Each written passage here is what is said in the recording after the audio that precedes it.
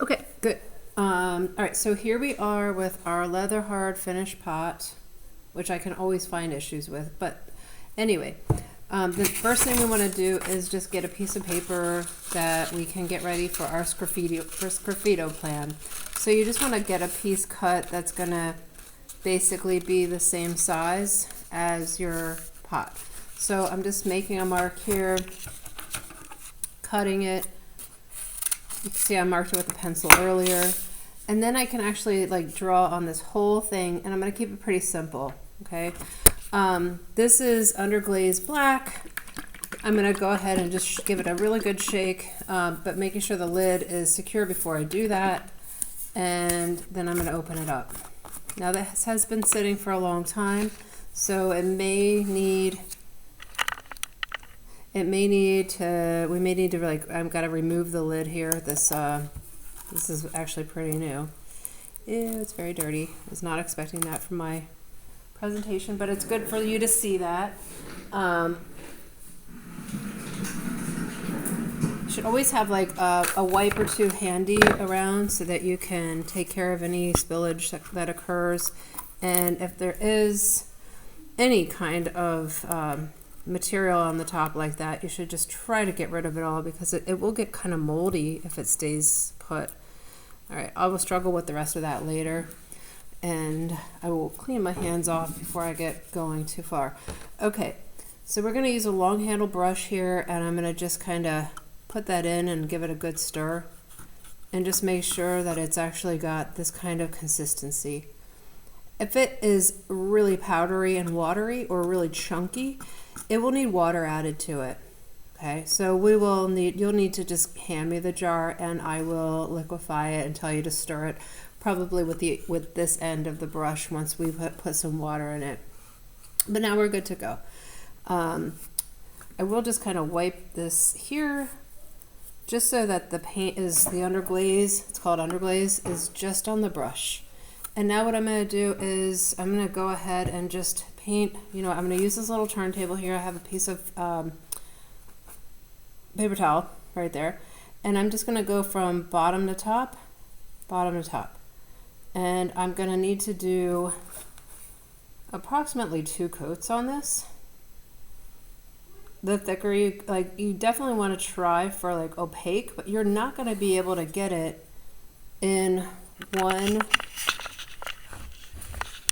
kind of one swoop. Like if you see here, if I lift up, you can see it looks pretty good, but I can see that it needs a little bit. It's definitely going to need 2 coats. I can see the clay actually kind of coming through that a little bit.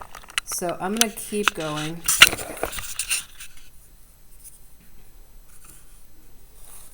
And I'm just doing like a pretty light coat. Be good if I could get a turntable that actually turned, but I can just turn the whole thing too. It's not that big a deal. All right, and I'm not glopping it on. I'm just putting on 1 coat, pretty much, even though it looked like I went over it a few times. But it's really essentially 1 coat at a time. I'm going to just do 1 coat, and then I'm going to let it sit for 5 minutes. While it's sitting for 5 minutes, I'll start designing an idea for how I want my sgraffito to look on this pot. I'm going to, like I said before, I'm going to keep it pretty simple. You can use rulers and any kind of like drafting supplies if that would make your life a little easier too. I have some templates. I have some circle templates that could help. I have some, what do I have? I don't have anything super great for you to trace. But I think the fun part is coming up with a good design. Okay, so now I'm back around. And as far as the top goes, I'm just going to wait to get that a second time after it dries a little bit. So I'm going to wait for that to sort of dry. I'm going to always keep the lid on it when I'm done using it. And honestly, good practice is like making sure that the rim is clean. Now this was a brand new container. Not everyone's going to get a brand new container. And so you may need to like wipe that up with a sponge and just take the time to clean it. And we're going to clean out our brush really good. All right, so I'm just gonna clean my brush out here. I'm gonna wipe it. Maybe bring it to the sink and really rinse it off well, but I just want to show you best practices during a demo. Okay, let that sit, and then I'll do another coat in a little bit. And here I can just do, I wish I had a ruler handy, but I don't. So I'm gonna just go ahead and just kind of wing it here. What I'm gonna do is just kind of put this in half, but not quite. And you know what? I'm gonna go ahead and just use a Sharpie marker just to show you what I'm doing here. So I'm gonna keep my design kind of on the simple side. And I'm just gonna do like some cool kind of diamond shapes, I think, for now.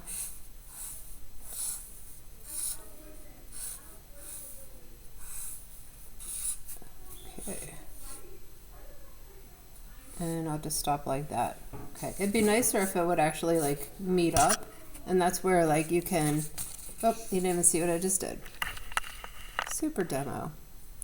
Okay, so what I was saying was it would be nice if like this line actually kind of did like it if it ended more like this. So maybe, so that's where like using a pencil would be helpful, because it would be nice to have that, you know, nicer.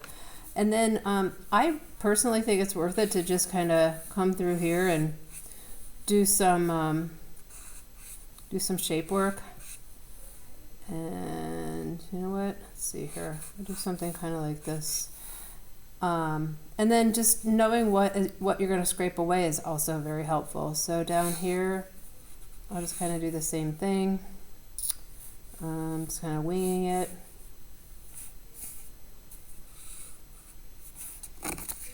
I'm going to kind of repeat what I did there, so that's going to be nicer. So that goes like that, and then like that, so on and so forth. And I could definitely do a much more fancy design as well. I'm just showing you how to get started. I don't love that design, but that's just basically getting started. So I'm just kind of like, you know, feeling it out right now. I think I can definitely do much more interesting, and I will do it more interesting work. But then coloring in the areas that you know you want to stay the color of the clay could also be helpful. So I might say, okay, all of this would then stay the terracotta of the clay. That'd be a lot of carving away.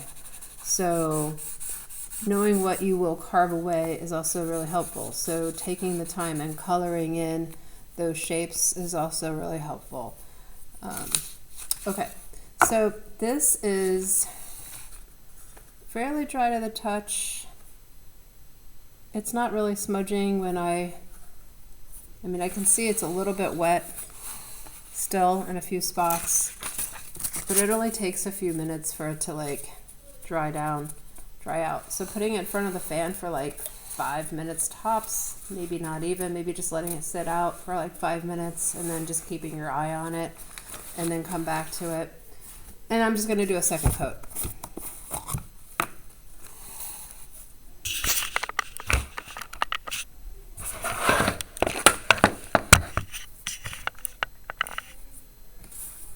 Okay, so it's going to be just the same thing, where I'm going to dip my brush in, and I'm just going to come up and get that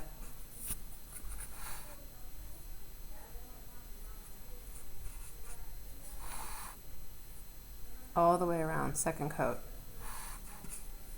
I am not glopping it on. I am going over it about 2 to 3 times tops, just to like smooth it as I go.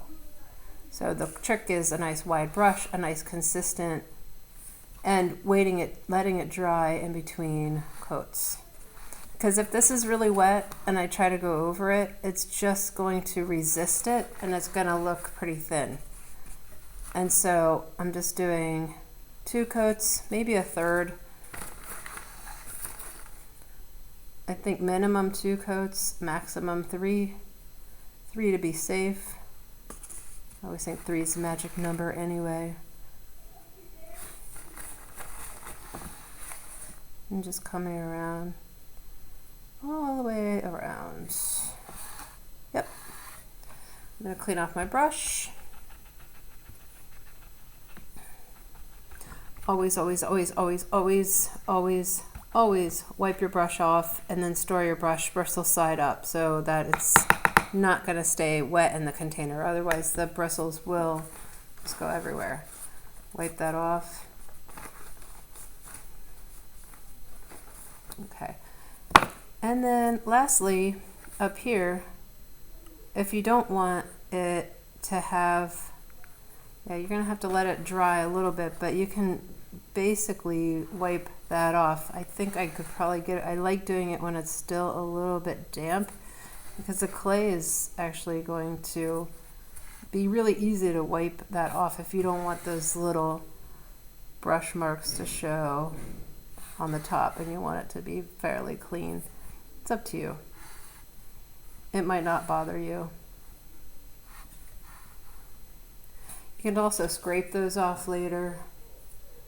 I wouldn't sweat it too much, but I think it's kind of nice to have a cleaner rim there. And I'm not going to put anything on the inside because I love the color of the clay as it is. But if you wanted to have, say, a contrasting color on the inside, that's totally up to you. I don't recommend that you scratch on the inside because it will create a little bit of a texture. So I do recommend that all your scratching stays on the outside. If you want a solid color on the inside, you can certainly do that. And just make sure you lid up your work when you lid up your underglaze when you're done. Wipe the underglaze container off if it's spilled anywhere. Literally try to keep it nicer, like leave it nicer than you found it. Golden rule. Okay, until next time.